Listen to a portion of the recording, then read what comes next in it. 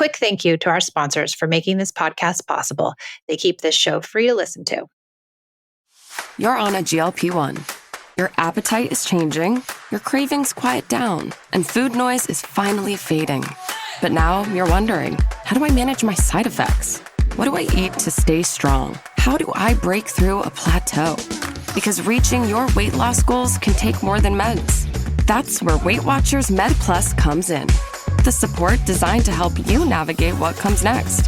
With trusted experts who guide you, food plans that work with your body, support to help manage side effects, plus access to GLP-1 medication. Weight Watchers Med Plus is designed to help you lose more weight. Watch it work. Get started today at WeightWatchers.com.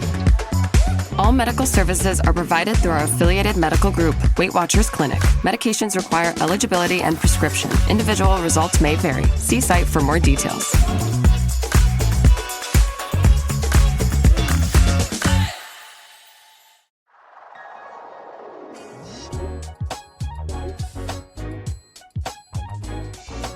Thanks for joining me on the Peace in Parenting podcast. I'm so glad you're here.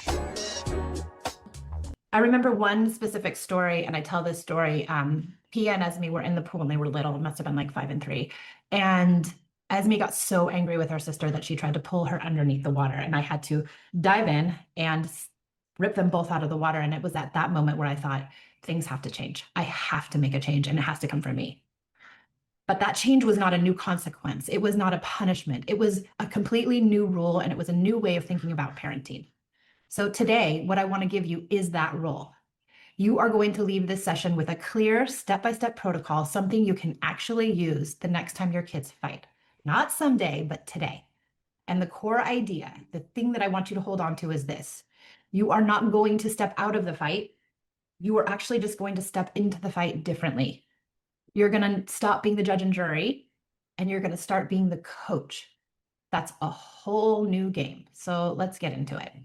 Let me start with the belief that most of us were raised with, the one thing we carry into parenthood without even questioning it. The belief is, my job is to come into the sibling fight, figure out who started it, and make it stop. We think our kids need us to decide who was wrong. We think the fight won't end unless we go in there, do the investigation, pick the guilty party, and hand out a consequence or a lecture, or even just a correction. So that's what we do. We go in, we interrogate, we choose a side, we punish, we say, this is over. And 20 minutes later, what happens? It starts again. So does that sound familiar?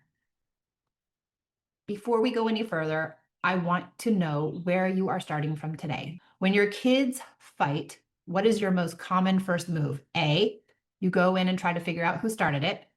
B, you yell. C, you ignore it. Or D, you go in, but you lose your patience. Definitely D. Mine was also B. B and D were my go-tos. B and D, A, D. Actually, I think I did A, B, C, and D. I tried all those and none of them worked. Here's what's actually happening when we step in as the judge. When we decide who's right and who's wrong, we're not really solving the conflict. We're actually exacerbating it. Because here's the thing. You can never know fully the history of siblings.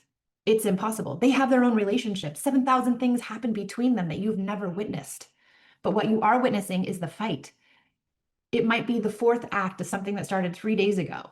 One child might be retaliating for something you didn't see. One child has been quietly putting up with something for weeks and finally snapped. One child feels threatened. You walk in that very moment and you're trying to be the judge and jury on a relationship we can only see a fraction of. That is not a position any of us actually hold. And when we try, here is what it costs us. When we referee, when we go in and decide who wins, here is what we accidentally teach our kids. We teach them that mom will fix it or dad will fix it. So they never learn to fix it themselves. They also rely on us to decide what is right and wrong. They learn to outsource. They become tattletales. Kids telling you, they did this, they did that. No, I didn't do this. No, I didn't do that. They're not manipulative. But because we made tattling the winning strategy, because the child who gets punished, they're not sitting in the room thinking about what they did wrong. They're in there thinking about how unfair you are, how it wasn't their fault, how they're going to get even. And the tattletaling makes sure they aren't that kid who's in trouble. It isn't that your kids are liars. It's that they don't want to be the one who ends up in the bedroom or being corrected. A shamed brain cannot reflect. It can only defend or attack. So the child who wins the verdict, they learn to use it as their weapon. And that dynamic, while one sibling knows how to pull mom or dad in on their side, it becomes toxic fast, and it gets worse as they get older. And you lose with both of them. You stop being the safe person. You become the threat. I want you to hear a stat that stopped me in my tracks when I read it, but it makes complete sense. Siblings fight on average of 6 to 8 times per hour during unstructured playtime in early childhood. 6 to 8 times per hour. But the fight itself is not the problem. Kids are going to fight. That's totally developmentally normal. They're going to continue to fight. So if you think that your kids are going to stop fighting, that's probably an unrealistic view. What matters, the only thing that matters, and the only thing that we can control is how we respond when it happens. Our goal, and I want you to write this down if you can, or really remember it, is twofold. We want to stop the fight in the moment, and we want to bring our kids back online, meaning we want to get their prefrontal cortex, their thinking brain, from being offline, online, using connection. Okay, so if you're not going to be the judge, what are you? You're the coach. And I want to be clear, because coaching does not mean stepping back. It doesn't mean ignoring. It doesn't mean walking away. It doesn't mean go figure it out yourselves. How many people grew up with parents that said, go figure it out yourself? That's what my parents used to say. And then, of course, I was bigger and stronger, so I won, which made our relationship horrible. A coach actually shows up. A coach is present. A coach comes into the room. The difference is what you do once you get there. The judge decides guilt and punishment. A judge creates a winner and a loser. A judge uses shame as a tool. So even if you're not punishing, and even if you're not coming in with some sort of, reprimand, just coming in and saying you're wrong creates shame. And shame is a tool and is a idea that really sits heavily on children. So a coach teaches skills. A coach guides connection. A coach stays on the sideline, not of the game, but of the verdict. Here's the most important thing I'm going to say today, and I need you to really hear it. Validating feelings is not the same as condoning behavior. Validating feelings is not condoning behavior. When I say, I hear you, you seem really angry, I'm not saying what you did was okay. I'm saying your feeling around it makes sense. And that distinction, that is everything. Because when a child feels heard, truly, genuinely heard and listened to, not just pretending to be listened to, their brain comes back online, their prefrontal comes back online. And that's the only moment learning becomes possible. So we can't teach our kids to communicate until we can get them back online. And we cannot get them back online unless we listen to their feelings. When a child is shamed, their prefrontal cortex, their reasoning brain, goes offline. They can't access it. And we're wasting our breath trying to teach a lesson to a brain that's in survival mode. So the goal every single time is get in there. Don't let them figure it out themselves, but calm the room. Make both children feel heard. Stay completely neutral and coach them through the communication. That's it. That's the whole job. And it works, I promise you. Not perfectly, not the first 10 times, but over time, it works. Okay, this is where we get practical. And I want you to know this is not something I made up in theory. This is what I actually do with my daughters. I've been doing it since Esme was 5. So 15 years I've been doing this with them. I don't have to do it as much anymore, but I still do it. We'll do the first 4 steps right now. Number 1, intervene immediately. Don't let them figure it out on their own, especially if it's getting physical or really loud. Do not yell from the other room. Do not wait and hope it stops. Go in there immediately. I know it's exhausting. I know sometimes you just want 5 minutes, but your presence is the first de-escalator. When you walk in the room, the energy shifts. Now, you get to decide how that energy shifts, because if you come in like a tornado, that's not going to be good for the energy. That's how I used to come in. If one child is regularly hurting the other physically, please don't leave them alone for now, because we don't want them to hurt each other, because the child that hurts their sibling feels just as bad as the child who got hurt. Everyone feels terrible when there's hurt involved. Step 2, separate them. Physically get in between. Get your body in between them if you have to. Kindly, not dramatically like a tornado like I used to do. You don't storm in. You move in deliberately and calmly, and that is very hard to do. You're going to have to take deep breaths before you walk in. I know I used to tell myself, be calm, you are calm, walk slowly, be slowly, Michelle. I'd have to talk myself off the ledge because when they were fighting, it ignited me beyond all ignition. So your nervous system sets the tone for the entire room. If you come in escalated, they escalate. If you come in calm, they are going to eventually feel calm and they will start to regulate. Step 3, comfort both children. And I know people will lose it with this one. I've heard it all. It feels counterintuitive. Comfort the child who was hurt, of course, but also comfort the child who caused the hurt. The child who caused the hurt is also hurting. And the only way to get them to stop hurting is to give them connection, get them online. They need just as much comfort as the child who was hurt. I know this feels wrong, but stick with me here. I promise it works. Both children are feeling terrible. Both of them don't feel good. Everybody needs connection. And so both children need you to come to them with comfort. Comfort opens the brain. Judgment closes it. That's neuroscience. Step 4, before you ask anyone to explain anything, ask everyone, including yourself, to take a deep breath. We're all going to take a deep breath together and exhale together. It could take 1 minute, but it can also take 30 minutes. Some kids are not ready to talk. If they're too escalated, you take a break, a complete break from the fight, and you come back later to finish the other steps. You cannot have a productive conversation with 2 kids that are dysregulated. It doesn't matter how reasonable your words are. If their nervous systems are flooded, none of it is going to work. But most importantly, and this is the hardest part, your calm is the most powerful tool you have at this moment. Reach out and tell me how it's going. I want to know.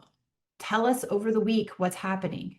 This is exactly what we do at the Peace and Parenting community. We have accountability. When you try and practice something, you get to bring it back to group and talk about it. In the Peace and Parenting community, we have parents who practice this work together in real time, sharing what happened, asking questions. You don't have to figure out this all alone. We are all in there doing it together. Step 5, once everyone has taken a breath, ask one child to tell you what happened. Even if you know what happened. A lot of parents will tell me, I already knew what happened. I saw him. He hit his brother. Sure, he hit his brother. That's what you saw. But what does child A believe what happened? What did they feel? You're not asking them what happened because you actually want to know what happened. You're asking them what happened because you want them to feel heard, because feeling heard gets prefrontals back online. It's not about us finding out what happened. It's about the listening. Ask one child at a time. The other child does not speak while the child is speaking. Sometimes this takes a while to figure out because kids are used to yelling all over each other. I would ask the disenfranchised child first, the one who feels like they're always in trouble. That was my Esme. So when I first started this, I went to Esme first to make her feel like I am listening to you. I do understand. I didn't always go to her first, but I went to her first for some time to try to get her to move to this way where she thought I was on her side because she constantly thought I wasn't. And here's the most important part of step 5. You listen completely with your whole face, with your whole body, with your whole presence. You do not show in any way how you feel about what you're hearing. You are neutral. No nodding, no raised eyebrows, no sighing, nothing that signals that you believe one side or the other. The only words you use while you're talking are neutral bridges. I understand. I hear you. I see what you're saying. Okay, tell me more. That's it. That is all you say. You're not trying to get to the bottom of it. You're just trying to listen. It doesn't matter who's right and wrong. I promise you it doesn't. I know this is hard. I know when your kid is telling you their sibling hit them, every instinct in your body wants to say, that's not okay. You can't hit your sister. You're in trouble. But they already know it. Okay, step 6. Do not take sides. The most crucial step for every single parent, including me, and I want to take sides all the time because I want to say, you're being such a jerk to your sister, but it doesn't work.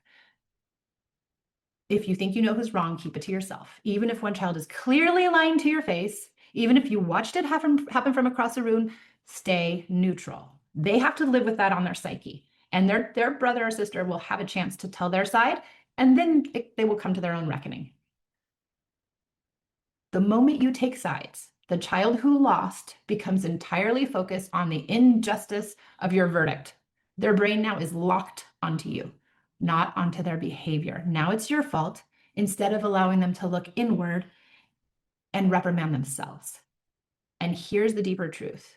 You do not, cannot, we've said it before, know the full history of your child's relationship.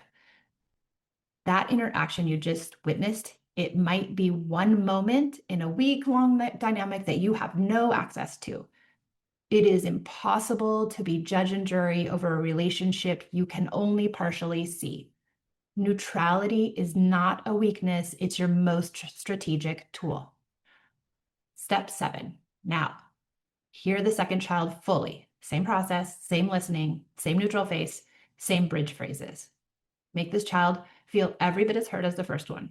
Eye contact, lean in slightly, let them know with your body that you're completely present. Do not compare stories. Do not say what your brother said. Do not play the stories off on each other. Just listen. The thing both of your children need most, more than a verdict, more than a consequence, is to feel genuinely heard by you. That is what de-escalates. That is what opens the brain back up. Your children are watching you, though, in these moments when you walk into the room. Before a single word comes out of your mouth, they've already scanned you for clues. Who's she with? Is she on their side? Is she on my side? Is she angry? Is she going to get someone in trouble? Is he going to put me in timeout? Is he going to say I did something wrong? They are watching. So I know it's so difficult to stay calm, but that is your biggest and most important work, is to stay calm. Your neutral face and your calm demeanor tells your children, I haven't decided yet. I'm here for both of you. That message alone helps everybody relax. It buys you the space you actually need to coach. Step 8, validate feelings, not actions. After both children have explained, you reflect back what you heard, and this is important. You validate the feeling, not the behavior. So when they're done speaking, you speak to them. And there's a difference between, I hear that you were really frustrated, and what you did was okay. They are not the same thing. And you can make the distinction out loud if you need to. I hear that you were angry. Being angry is okay, but in our house, we don't hit. You say it once, that's it. No lecture, no repetition, no shame. You validate the feeling, you restate the rule in the house.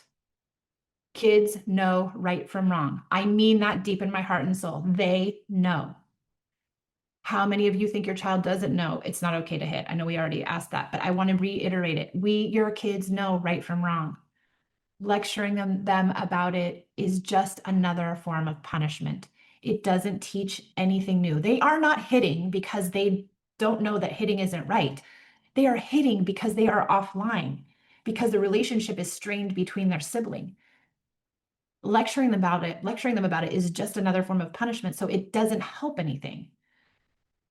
What they need is to feel understood so that their brain can start doing their own reflecting. If you stay calm and reflect back what's happening and you're not punishing them, who else do they have to blame but themselves? And they will internally. Step 9, find the best solution for this moment. Now, you have options, and which one you choose depends on the age of your kids and the nature of the fight, and all of these are options.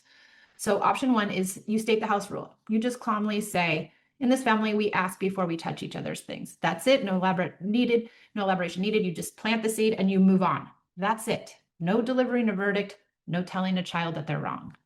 Option B, you ask them to solve it. This might be for older kids, 7, 8, 9. You can say, how do you think you can fix this, guys? And you let them try. Child A, what do you think? What's a good solution? Okay, interesting. Child B, what do you think is a good solution? Kids are often capable of far more resolution than we give them credit for. Now, this is the piece that starts to teach them to resolve things themselves and come up with solutions. And option C, you listen and you move on. Sometimes that's all you need, is just to get them back online, just to get them more connected so you can close the loop. I hear you both. I love you both. This was a hard moment. Now let's move on. And one more thing, never force an apology. I know that was one of the main things I used to do as a parent. I would force Esme to apologize. But when you force a child to apologize, what does it do to the apology? The apology has no meaning because it didn't come from their heart. It didn't come from their soul. It came from a mandate. It came from a forced emotion. And so over time, apologies don't mean anything. I want you to notice something. In none of these steps have I told you to figure out who started it, because that question, who started it, is a trap we don't need to walk into. So let that sink in for just a second. Who started it, who's right, who's the perpetrator, who's the victim, who's the villain is not important. Step 10, now you're going to coach the words. If your kids are struggling to communicate with each other, they can't find the words to make a kind request or to set a kind limit, you give them the words. You literally coach them through it. Don't just say, be nice. That means nothing to a child in the middle of conflict. Here's what it looks like. You can say, can you ask your sister kindly not to push you? Here, try this. Say, Pia, please don't push me. And then have them repeat it. Even if it takes a few tries, even if they resist, you stay with it because they will remember it. This is the most powerful thing you can do. You're teaching your child the language of conflict resolution, how to set kind limits, how to make requests, how to stand up for themselves without escalating. All incredibly important. Most of us weren't taught this. We're giving our kids something we didn't get. Step 11, no punishments, no shame. I know this is a really hard one. We believe if a kid does something wrong, we got to tell them, we have to correct them, we have to shame them, we have to give them punishment. I need you to hear this clearly. It won't work. It just won't work. Not even the shame. I know it feels wrong. I know punishments and shame feel like accountability, but here's what punishments actually do. The child who is punished feels anger and resentment, not remorse. And who are they angry with? They're angry with you, and they're angry with their sibling because their sibling got them in trouble. So what does that do to sibling rivalry? It just exacerbates it. They're looking to retaliate to you and to them. It perpetuates the exact cycle you're trying to break. Punishment also erodes connection. It leads to more lying, more sneaking, more hiding, more tattletaling.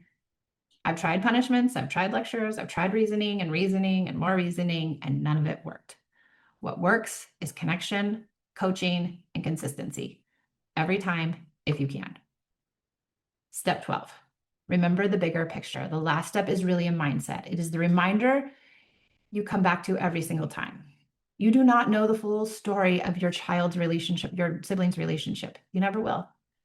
Their relationship is ongoing. It's complex in ways that are invisible to you. The child who finally hit after weeks of being picked on, we don't see those weeks. We only see the hit. That is not enough information to be the judge. The relationship is fundamentally theirs to navigate. You're not the owner of it. You're not the guide. You're not the judge. You are merely the coach.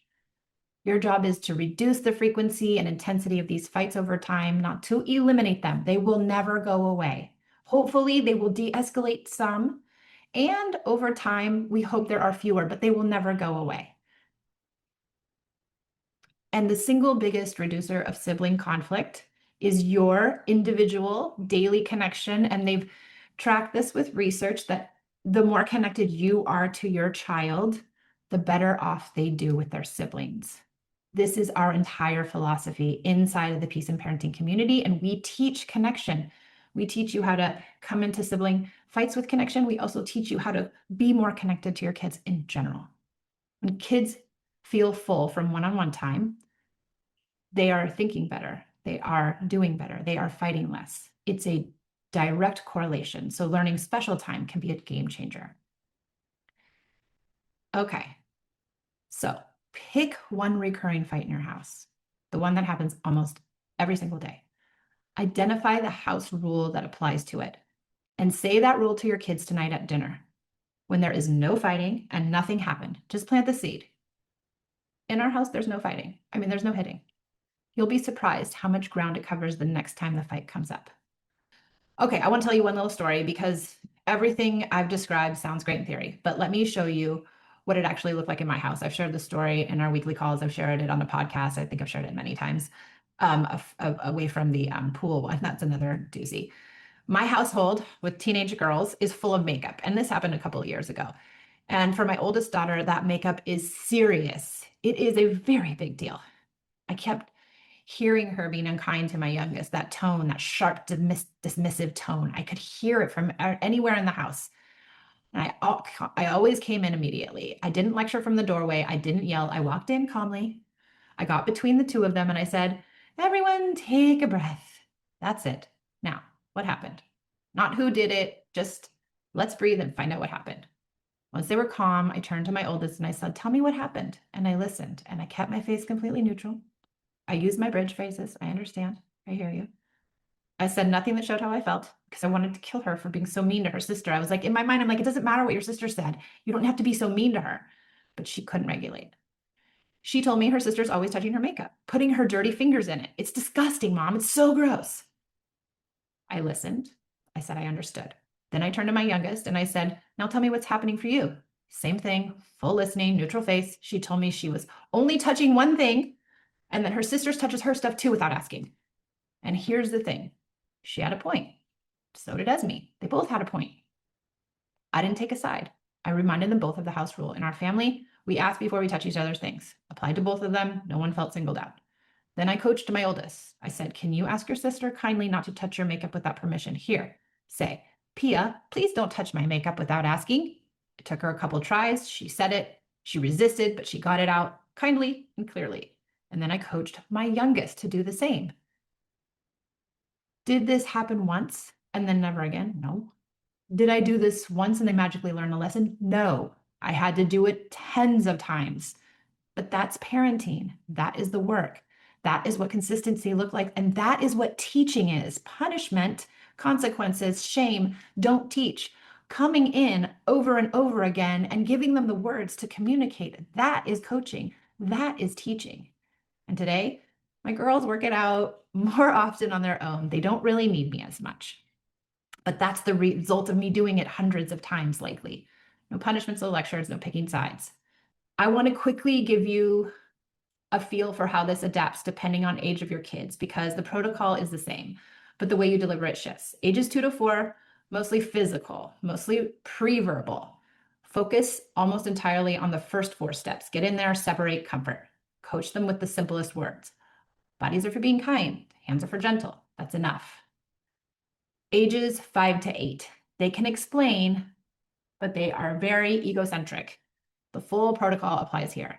They will absolutely try to win your verdict. Expect that to be on repeat. They will want you to get somebody else in trouble. They will want a verdict. Do not succumb. Ages 9 to 12 is more complex, much more emotionally layered. Validate feelings, give them agency, ask them how they want to fix it. They're capable. They can do this, and they just need your coaching. Ages 13 to 18, full protocol plus space. We want to circle back to them. When you're ready, I would love to help you work through what happened. It comes without pressure. It's incredibly powerful with teens to give them their autonomy, and neutrality is so important. In this episode, we discuss why the aggressor is often the child who's hurting rather than the villain. You can try my book. It's amazing, little, tiny, easy to read, part memoir and part framework. It's called Unpunished. You can find it at unpunishedbook.com. The Sibling Rivalry Protocol Guide you have. It's a free download. And the most important is the Peace and Parenting community. We meet every week. It's where parents who are doing this work come together and we listen to each other and we listen to all of the stories that are just like these. It's a community of people who are using the same language, the same framework, the same protocols, and we focus deeply on connection. So when you have a hard day and the fight at your house goes sideways, you have somewhere to go. You don't have to do this alone. Okay, I want to close with these 3 things. I want you to carry out one of these today, these 3 things today. Don't ignore the fight. Do not step back. You're the coach. Coaches show up, they come in, they get in the room. 2, stay neutral. Don't pick sides, not even subtly. And number 3, coach the words if you can, if they're old enough. Thank you for joining me on the Peace and Parenting podcast. I'll see you next time.